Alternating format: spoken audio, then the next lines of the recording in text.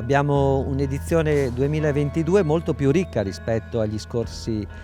anni, alle scorse edizioni, con innanzitutto 3 fine settimana,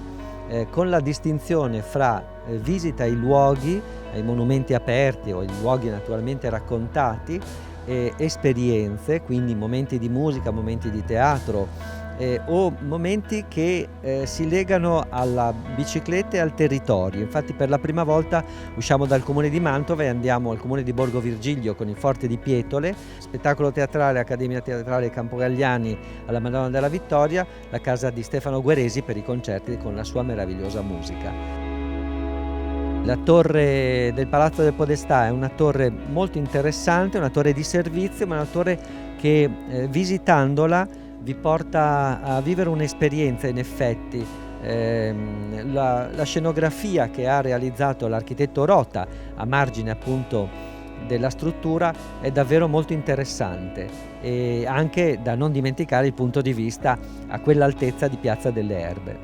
Ci troviamo all'ingresso della Pila 1. È un progetto ancora in fieri, ancora abbastanza un cantiere, ma è aperto straordinariamente per le vie dei tesori e è diciamo importante perché è un punto di snodo tra il Palazzo del Podestà e quello della Ragione. Entrambi palazzi costruiti verso la metà del 200 con una storia lunghissima e diversi rimaneggiamenti nel corso degli anni, quindi a partire dal 400 con Fancelli fino ad arrivare al 700 col Barocco e poi al restauro di Andreani nel 42. Quindi quello che è importante è che il progetto si inserisce a colmare una lacuna grossa che è quella della comunicazione tra i due edifici e cerca in questo modo diciamo, di leggere tutte le varie preesistenze senza toccarle, quindi una struttura autoportante, totalmente indipendente che tocca l'edificio davvero in pochi punti e ha una vista stupenda arrivando in alto, diciamo, va a sostituire la torre del Fancelli che esisteva qui molti anni addietro e che poi è stata distrutta.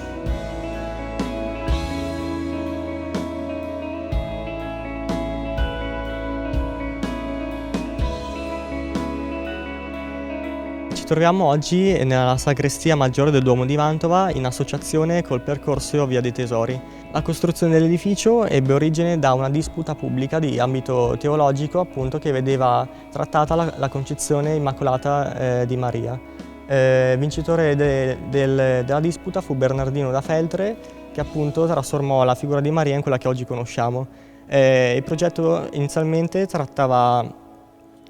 voleva trasformare l'aula preesistente in una navata principale, mentre al giorno d'oggi la vediamo come sagrestia maggiore, mentre la chiesa subì un cambio di orientamento e appunto in successione vennero annesse 2 cappelle differenti. La chiesa e la sagrestia sono ricchissime di dettagli e quelli principali che possiamo notare sono appunto la volta di stile tardogotico, gli armadi risalenti a diversi secoli fa contenenti paramenti e le reliquie del sangue di Cristo e l'altare che oggi vediamo che una volta invece era un sarcofago.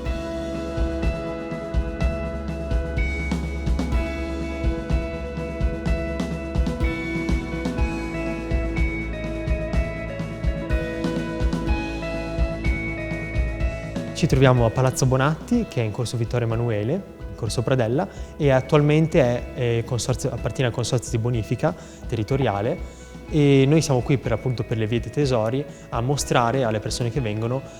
gran parte di questo palazzo che è stato esposto grazie al Consorzio di Bonifica. Si può dire che facciamo un tour completo perché soprattutto ci concentriamo sulla parte signorile del palazzo. E la parte più bella secondo me è quella al piano inferiore dove possiamo vedere le 4 stanze più belle esteticamente e a livello artistico del palazzo in sé, perché il piano superiore è stato poi successivamente, non sono stati rinvenuti tutti i soffitti a cassettoni che ci sono e anche le opere d'arte che sono presenti. Siamo nella palazzina cosiddetta Ploner, appartenente al Consorzio di Bonifica d'Estra Po, che ha anche un altro palazzo molto bello che le Vie dei Tesori oggi hanno aperto. È una palazzina normalmente non visitabile, quindi particolarmente importante, ma anche perché è uno dei pochi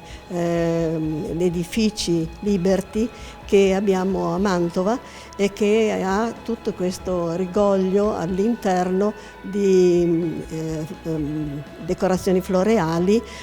tipici del periodo. Infatti la palazzina è stata eretta dall'ingegnere Ploner nel 1912 in quella che si chiamava Piazza Sventramento, quella piazza in cui anche la Camera di Commercio poi ha preso la costruzione e che doveva sostituire gli edifici dell'ex ghetto. Quindi ci troviamo in un posto anche storico molto importante, oltre qui alle sale del palazzo a piano terra e anche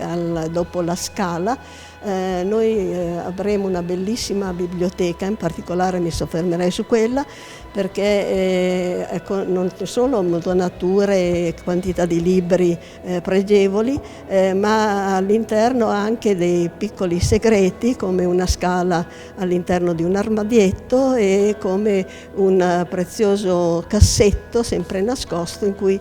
sono contenuti tutti gli indici dei volumi. Questa palazzina è veramente bellissima anche per la terrazza da cui si spazia sulla parte storica dell'ex ghetto e ci si può immaginare come doveva essere una volta anche questo tessuto della città ormai purtroppo perduto.